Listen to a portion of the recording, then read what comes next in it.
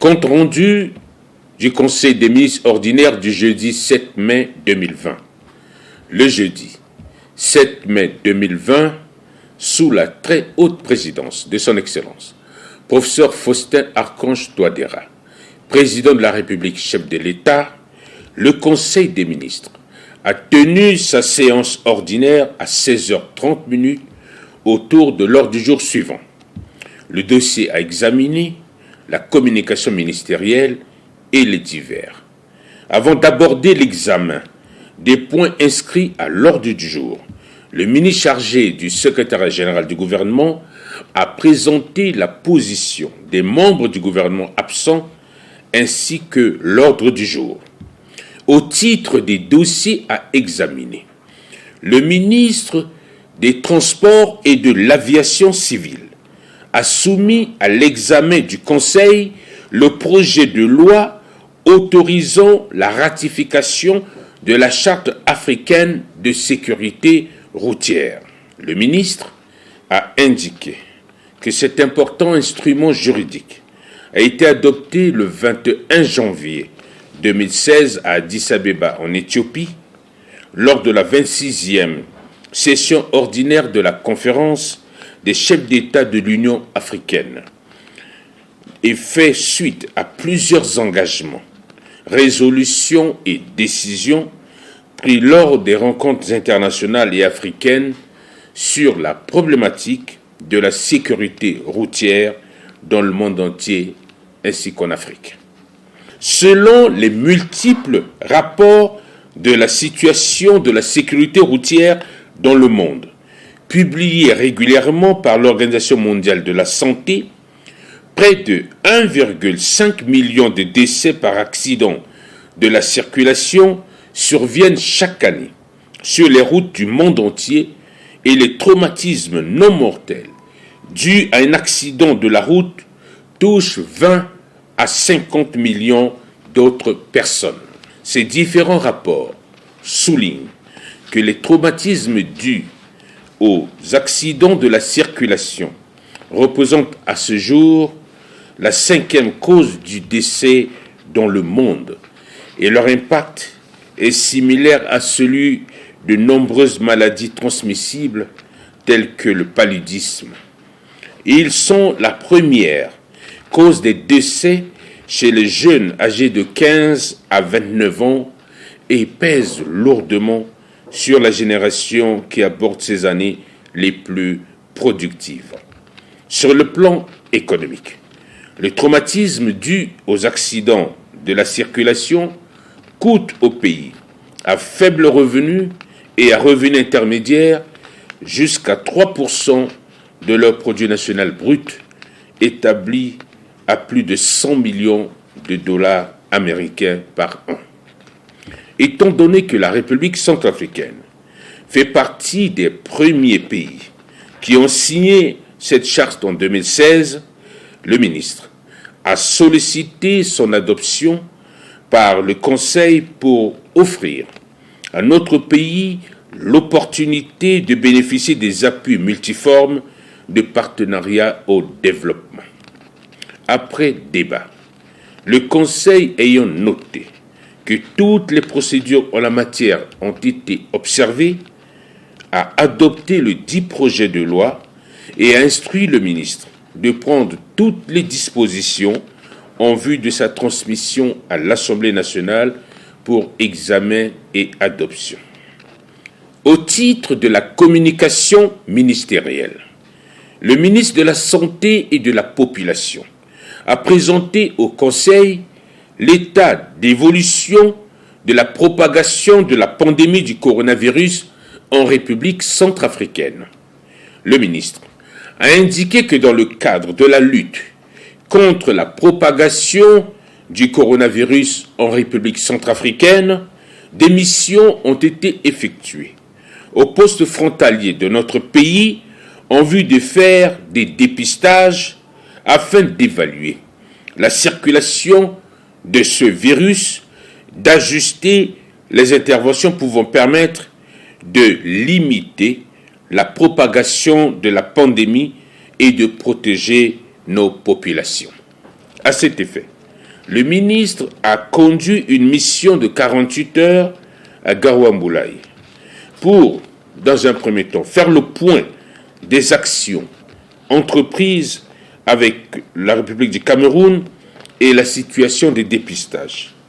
Ensuite, plaider auprès du secrétaire exécutif de l'OCEA en vue d'une harmonisation des stratégies de dépistage, d'isolement et de prise en charge des cas de contamination dans la sous-région CEMAC.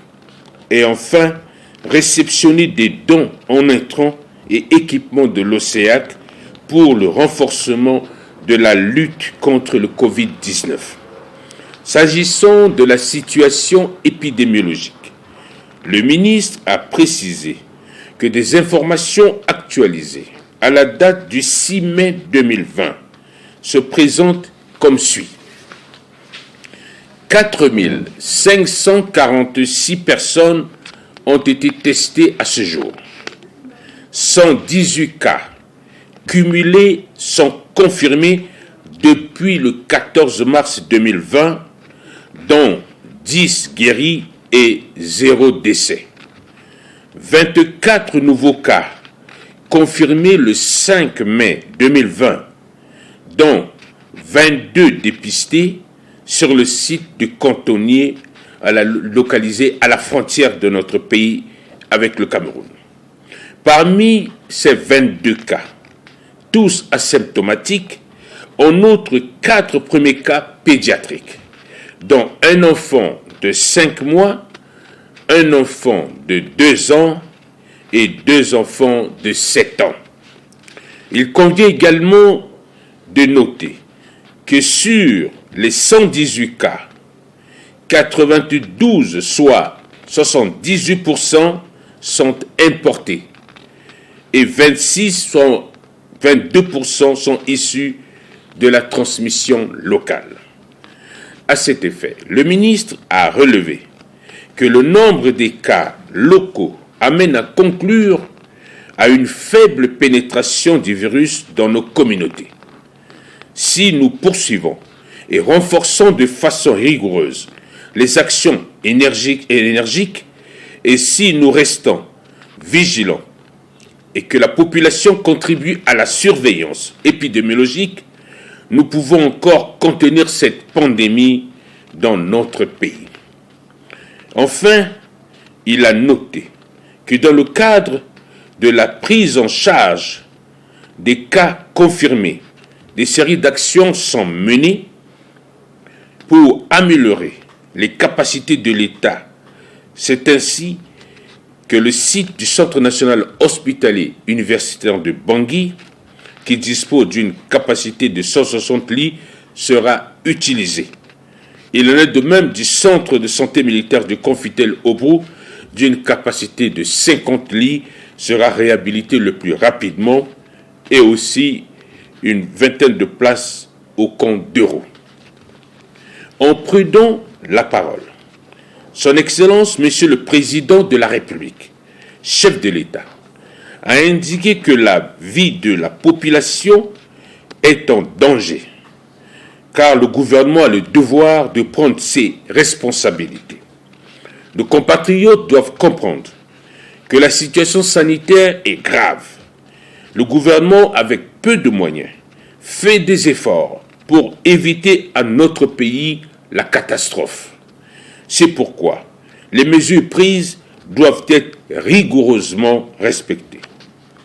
À cet effet, pour faire face à l'incivisme de certains compatriotes qui ne respectent pas les directives du gouvernement et qui, par des actes qu'ils posent, poussent la population à des comportements à risque, des mesures d'intensification du contrôle, de sensibilisation et de dépistage seront poursuivies afin de préserver la santé de nos populations. Au titre des divers, le ministre du Développement de l'énergie et des ressources hydrauliques a informé le Conseil d'une réunion qu'il a présidée suite aux instructions du Conseil des ministres ordinaire du jeudi 30 avril 2020, à laquelle ont pris part les ministres de la recherche scientifique et de l'innovation technologique, ainsi que celui de l'enseignement supérieur, le recteur de l'université de Bangui, les responsables des laboratoires Lavoisier et de l'Institut Pasteur, afin de tirer au clair les résultats des différentes analyses faites sur l'eau de consommation produite par Sodeka par ces deux laboratoires de référence. Au cours de cette réunion, à laquelle ont participé les ministres de l'enseignement supérieur, de la recherche scientifique et de l'innovation technologique, du recteur de l'université de Bangui, des différents responsables de la Sodeka, de l'Institut Pasteur, du laboratoire Lavoisier, de l'ANEA, des tentatives de justification peu convaincantes ont été apportées par le responsable du laboratoire Lavoisier suite à la publication de son rapport d'analyse. Le ministre a demandé au laboratoire Lavoisier de procéder à un nouveau prélèvement afin de les comparer aux résultats du laboratoire de l'Institut Pasteur et de donner une suite dans les 72 heures.